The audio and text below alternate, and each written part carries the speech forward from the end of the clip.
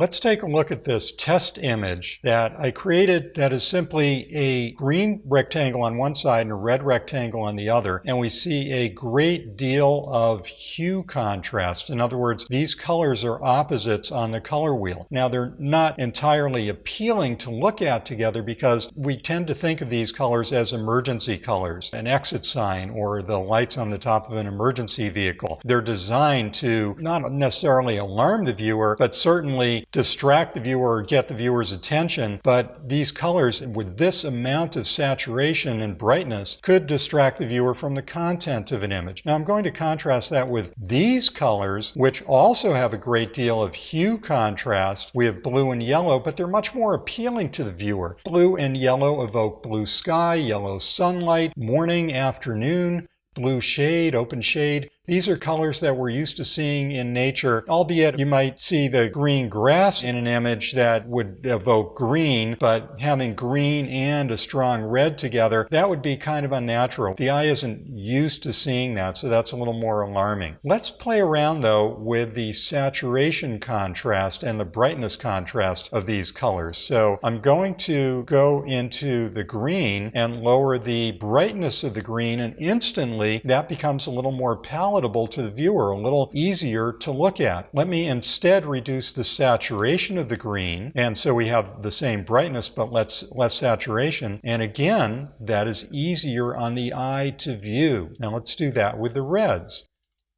If I drop the brightness of the reds, we get again an easier image to view. If I change the saturation of the reds, again we get an easier image to view. So think about dropping the brightness as having a color tinted into the shadows, and dropping the saturation might be more like having a color tinted into the highlights. Either way, these colors are going to be a little easier on the eye.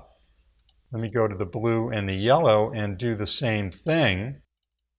And I'll just work with the blue. If I drop the brightness value of the blue again, that's a little easier on the eyes, and change that saturation, and again that also is easier on the eye. So playing around with not only hue contrast but saturation and brightness contrast can powerfully affect the image. And when we're coloring images, regardless of whether you photograph the image with specific colors to get a color response from the viewer, you can change that response and you can change the appeal, the mood, the effect of an image by altering the colors in an image, as well as the hue contrast, the saturation contrast, and the brightness contrast of those colors.